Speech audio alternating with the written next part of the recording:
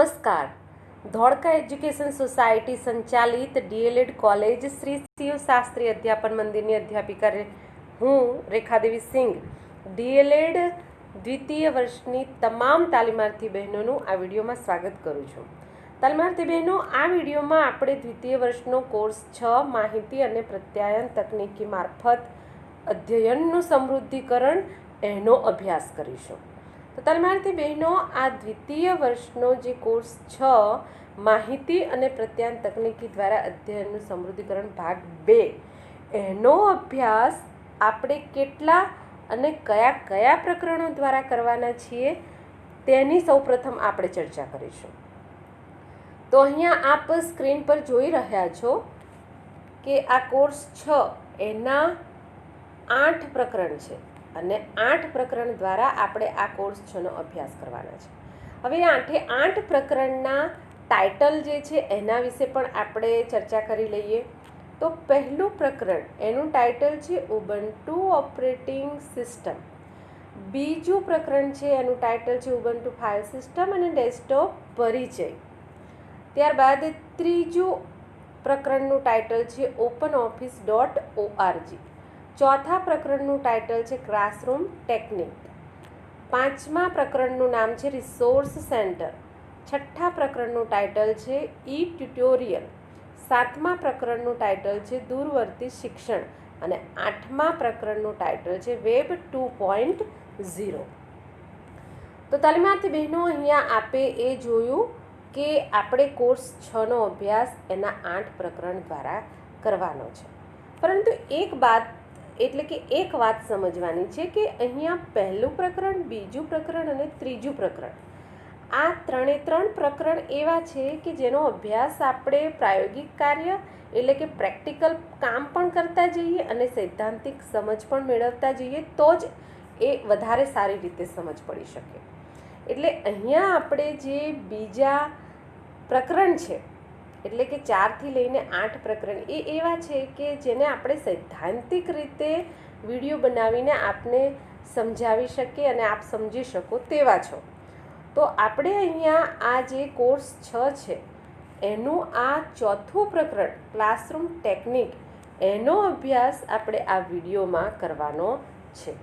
તો તાલીમાર્થી બહેનો, આપણે આ કોર્સ 6નું ચોથું પ્રકરણ क्लासरूम टेक्निक्स एनो अभ्यास करवा जई रह्या छीए। त्यारे आ चौथा प्रकरणनो अभ्यास आपणे केटला अने कया कया मुद्दाओ द्वारा करवाना छीए एनी पण रूपरेखा एक वखत जोई लईए।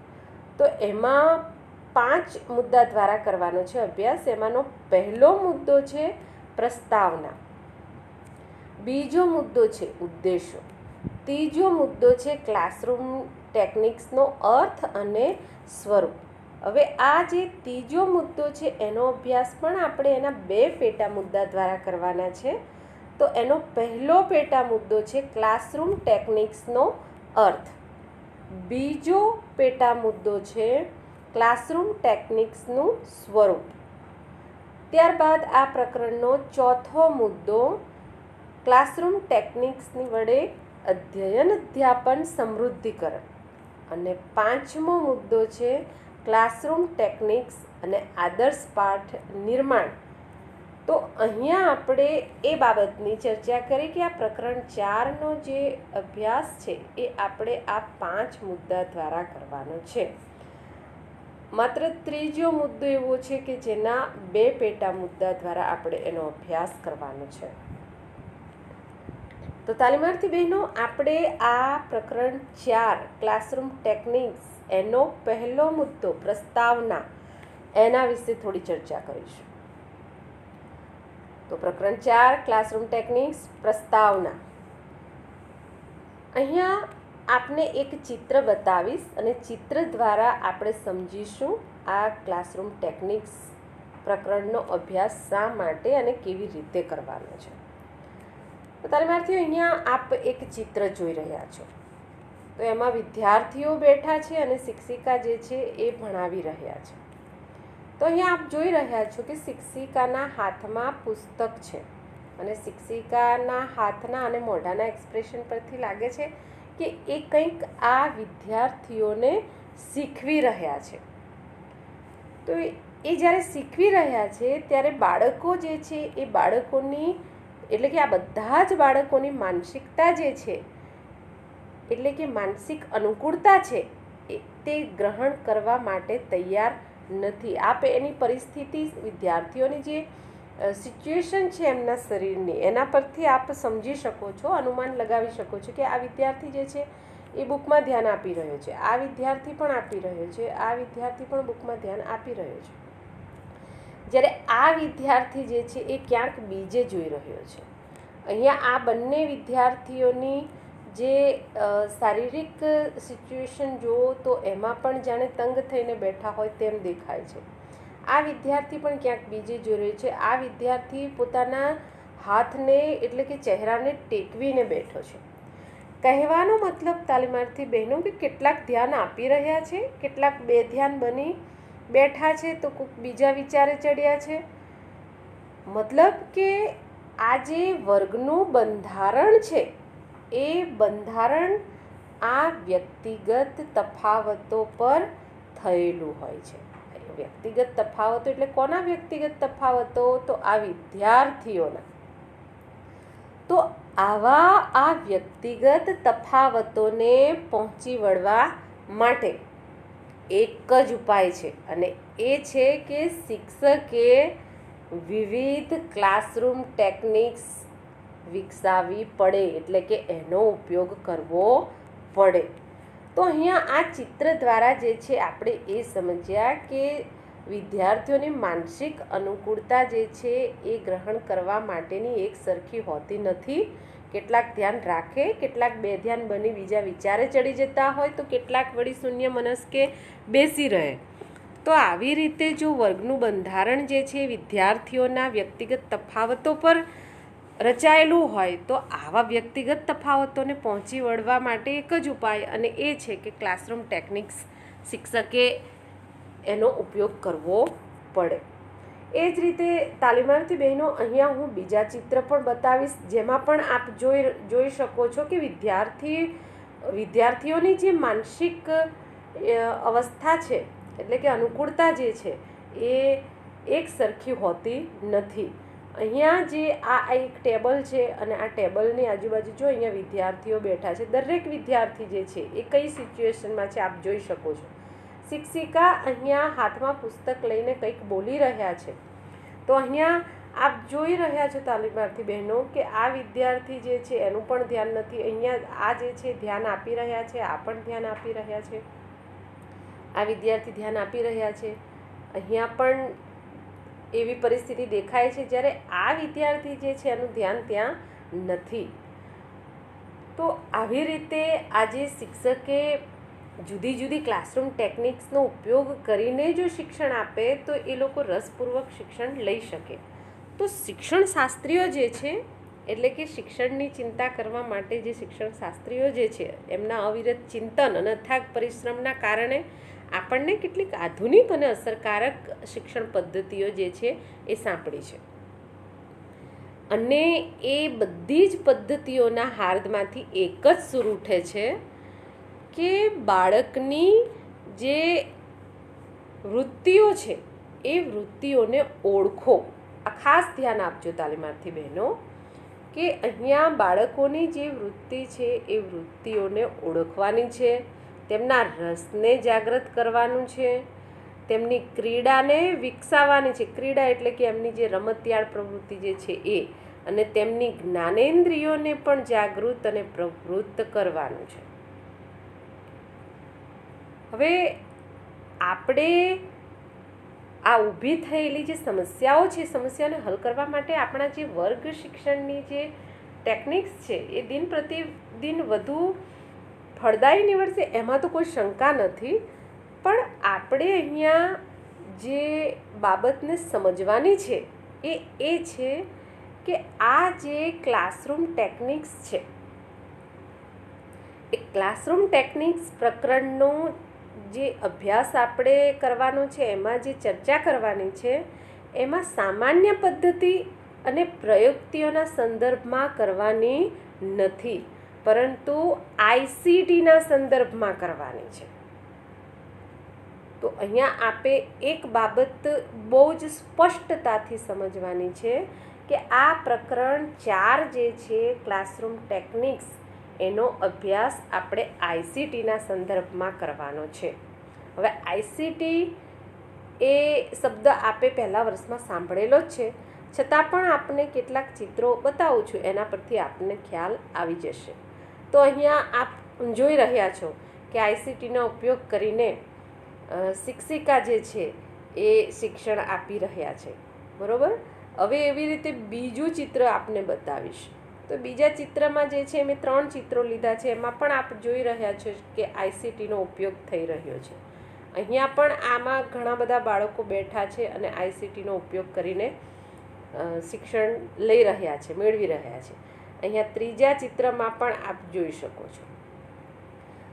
તો અહીંયા આઈસીટીના સંદર્ભમાં આપણે આ પ્રકરણ 4નો અભ્યાસ કરવાનો છે. તો હવે આપ બહુ સારી રીતે સમજી ગયા છો કે અહીંયા આઈસીટીનો સંદર્ભ એટલે કે એનો સમજ જે છે એ આપ સરળતાથી સમજી શકો તેમ છો. છેલ્લે મેં અહીંયા 2 ચિત્ર લીધા છે, જેમાં એક ચિત્રમાં ચોક એન્ડ ટોક પદ્ધતિથી શિક્ષણ કાર્ય થઈ રહ્યું છે, જ્યારે બીજા ચિત્રમાં આઈસીટીનો ઉપયોગ કરીને શિક્ષણ કાર્ય થઈ રહ્યું છે. તો આપ બહુ સરળતાથી સ્પષ્ટ રીતે સમજી શકો તેમ છો કે અહીંયા આ 2 ચિત્રોમાંથી કઈ ટેકનિક જે છે એ સૌથી અસરકારક અને રસપ્રદ નીવડે તેવી છે. તો અહીંયા આપણે આઈસીટી શબ્દ જે છે એને ફરી એક વખત આપણે રિપીટ કરી લઈએ, સમજી લઈએ. તો આઈસીટી શબ્દ જે છે એનું ફૂલ ફોર્મ જે છે એ આપ સૌને ખબર છે, છતાં પણ આપણે અહીંયા જોઈ લઈએ. તો એનું ફૂલ ફોર્મ છે એટલે કે પૂરું નામ છે ઇન્ફોર્મેશન એન્ડ કોમ્યુનિકેશન ટેકનોલોજી, અને એને ગુજરાતીમાં કહેવામાં આવે છે માહિતી અને પ્રત્યાયન તકનીકી. તો આ જે ઇન્ફોર્મેશન એન્ડ કોમ્યુનિકેશન ટેકનોલોજી એટલે કે ગુજરાતીમાં જે કહીએ છીએ માહિતી અને પ્રત્યાયન તકનીકી, એના સંદર્ભમાં આપણે આ પ્રકરણ 4 ક્લાસરૂમ ટેકનિક્સ એનો અભ્યાસ કરવાનો છે. એ બાબતની ચર્ચા આપણે આ પહેલો મુદ્દો પ્રસ્તાવના એમાં કરી. હવે આપણે એનો બીજો મુદ્દો એટલે કે આ જે ચોથું પ્રકરણ છે એનો બીજો મુદ્દો ઉદ્દેશો, એનો આપણે ચર્ચા દ્વારા અભ્યાસ કરીશું. તો તાલીમાર્થી બહેનો, મોટે ભાગે ઘણા બધા વિડીયોમાં જ્યારે પણ આપણે ઉદ્દેશો એ મુદ્દાની ચર્ચા કરતા હોઈએ છીએ ત્યારે હું આપને એ કહેતી જ હોઉં છું કે શિક્ષણની પ્રક્રિયા જે છે ઉદ્દેશો વિનાની હોતી નથી. તો અહીંયા આપણે આ જે પ્રકરણ 4 એનો અભ્યાસ કરીશું, તો એની પાછળના ઉદ્દેશો જે છે કયા હોવા જોઈએ એ પણ સ્પષ્ટ થવા જોઈએ. તો આ જે પ્રકરણ 4 છે એનો અભ્યાસ આપ પૂર્ણ કરશો ત્યારે આપમાં જે ઉદ્દેશો ફળીભૂત થાય એવી અપેક્ષા રાખવામાં આવી છે, એ ઉદ્દેશોની ચર્ચા જે છે એ આપણે અહીંયા કરવાની છે. તો એનો પહેલો ઉદ્દેશ છે ક્લાસરૂમ ટેકનિક્સનો અર્થ અને સ્વરૂપો જણાવી શકશે. તો આ ક્લાસરૂમ ટેકનિક્સનો અર્થ અને સ્વરૂપો જણાવી શકશે તો કોણ જણાવી શકશે? તો આપ એટલે કે પ્રશિક્ષણાર્થીઓ એ જણાવી શકશે. બીજો ઉદ્દેશ છે વિવિધ ક્લાસરૂમ ટેકનિક્સ વિશે જણાવી શકશે.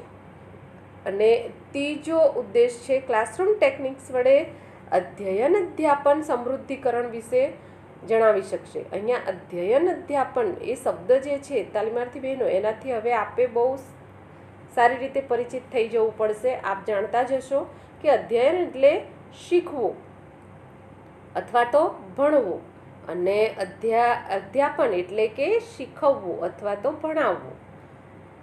તો અહીંયા આ જે પદ્ધતિનો સીધો સાધો જો આપણે ઉદાહરણ દ્વારા સમજીએ, શીખવું એટલે કે તમે શીખી રહ્યા છો, અને અધ્યાપન એટલે કે આ વિડીયો દ્વારા હું શીખવી રહી છું. તો અધ્યયન અધ્યાપન શબ્દ હવે આપ બહુ સારી રીતે સમજી જવો જોઈએ.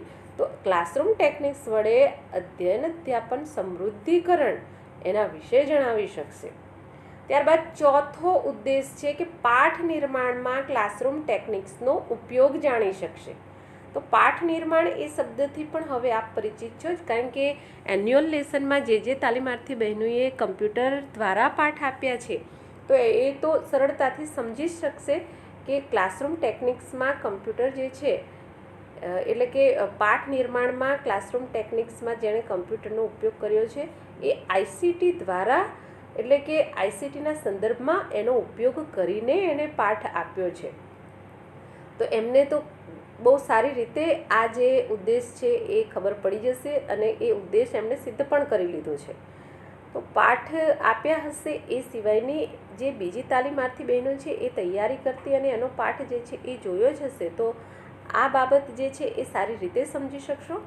અને જ્યારે આપણે એ પાંચમો મુદ્દો જે છે કે પાઠ નિર્માણમાં ક્લાસરૂમ ટેકનિક્સનો ઉપયોગ એ જે પાંચમો મુદ્દો છે એનો અભ્યાસ કરીશું ત્યારે પણ બહુ સારી રીતે એની સમજ જે છે એ આપ મેળવી શકશો. તો તાલીમાર્થી બહેનો, અહીંયા આપણે આ પ્રકરણ 4 એનો બીજો મુદ્દો ઉદ્દેશો એનો પણ ચર્ચા દ્વારા અભ્યાસ કર્યો.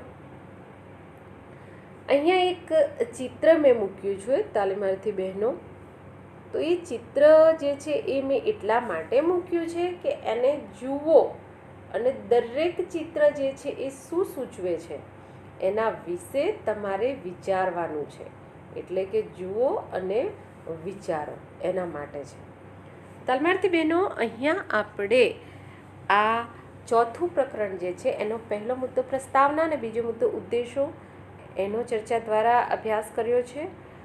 હવે પછીનો જે મુદ્દો છે ત્રીજો મુદ્દો ક્લાસરૂમ ટેકનિક્સનો અર્થ અને સ્વરૂપ એનો અભ્યાસ આપણે હવે પછીના વિડીયોમાં કરીશું. તાલીમાર્થી બહેનો, આપની પાસે મોડ્યુલ હોય તો મોડ્યુલને સાથે રાખીને આ પ્રકરણ જે છે એનો અભ્યાસ કરજો. એટલે કે આ વિડીયો અને મોડ્યુલ એ બંને સાથે રાખીને આપ એનો અભ્યાસ કરશો તો બહુ સરળતાથી આપ સમજી શકશો. તો બીજા વિડીયોમાં આપણે આ પ્રકરણ 4નો ત્રીજા મુદ્દાનો અભ્યાસ કરવા મળીએ. ત્યાં સુધી આપ સૌને મારા નમસ્કાર, આભાર. જય હિન્દ, જય ભારત.